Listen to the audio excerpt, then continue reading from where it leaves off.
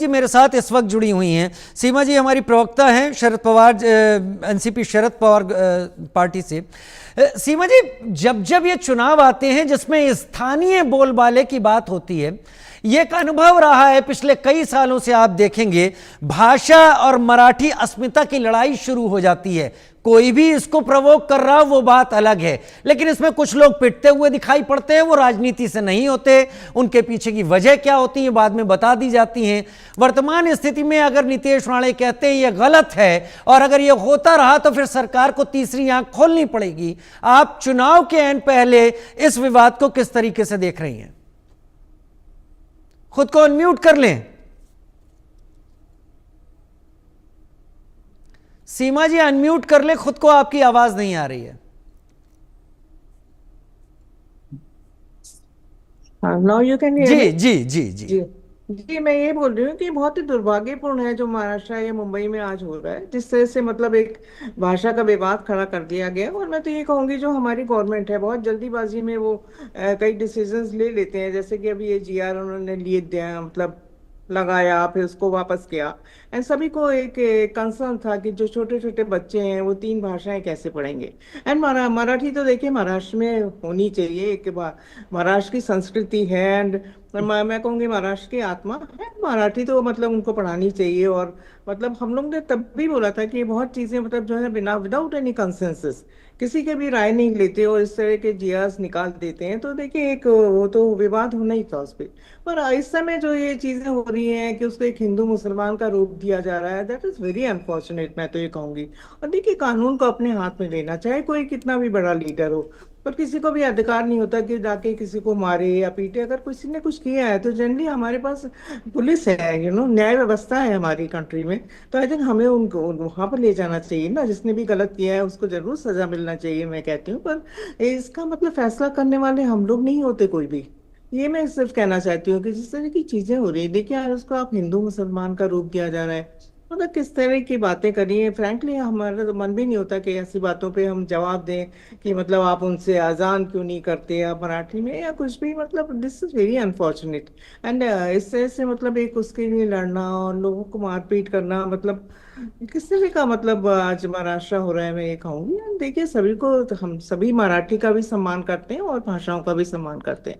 और जनरली मतलब मेरे ख्याल से तो हमारी ड्यूटी है, मतलब एक मराठी के लिए इतना वो मतलब कौन है जो मतलब इस तरह की चीजें, मतलब मैं तो मुझे तो मतलब बड़ा आश्चर्य होता है। आई डोंट वांट, मुझे पता नहीं नहीं लगता मुझे कि मुझे क्या बोलना चाहिए इसके ऊपर मैं समझ क्योंकि रहा हूं हम सीमा जी। सब सीमा मतलब जी हम लोग बड़े प्रेम प्यार से रहते हैं सब आपस में। एंड वही हमें शायद कंटिन्यू करना चाहिए, इन चीजों के लिए सीमा हमें जी मैं लड़ाई नहीं कर। समझ रहा हूं, मैं पता नहीं जी, क्यों इस बात को वरना सामने बोलते रखता हूं। बड़ा मुझे तो देखिए बोलते में भी थोड़ा अजीब मैं अजीब लगता मैं है केवल क्या। मैं केवल मॉडरेट जी कर रहा हूं, इसमें अपनी बात थोप नहीं रहा। लेकिन मैं जम्मू कश्मीर के बारामूला गया, वहां डोगरी बोलने के लिए किसी ने मुझ पर जोर नहीं दिया। मैं पंजाब में रहा, वहां किसी ने मुझसे गुरमुखी या पंजाबी बोलने के लिए जोर नहीं दिया। राजस्थान में मारवाड़ी का जोर नहीं है, उत्तराखंड में गढ़वाली कुमाऊनी का जोर नहीं है, बिहार में आप भोजपुरी बोले बोले ऐसा कोई जोर नहीं है। ये चीजें या तो आप तमिलनाडु में देख लें थोड़ा,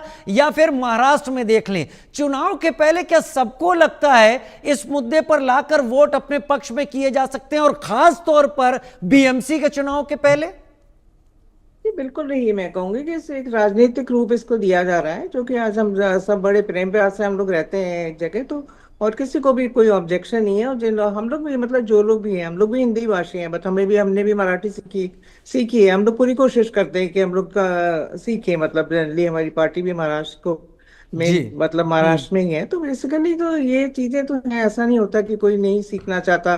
पर अगर किसी को नहीं आती है तो उसमें उसका कोई दोष नहीं है, मैं ये कहना चाहूंगी। और जिस तरह का ये विवाद बढ़ाया जा रहा है ना, अब उसमें हिंदू मुसलमान कहाँ से आ गया, देखिए।